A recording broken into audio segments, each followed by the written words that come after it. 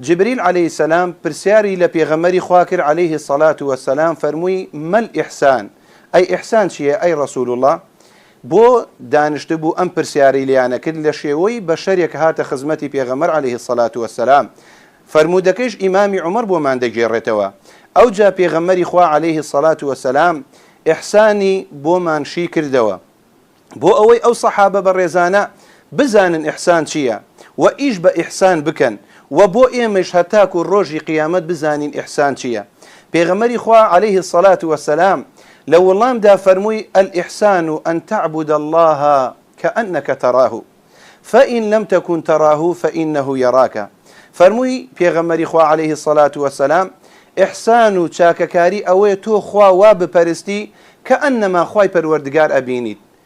يعني أو عبادة كاتي هلسي وأنجامي أدي بوا بزانه خواي پروردگار تو خواي پروردگار أبينيت بداية بلام اگر تو ناي بينيت او خواي پروردگار بيگومان شكو گوماني تاني خواي پروردگار تو أبينيه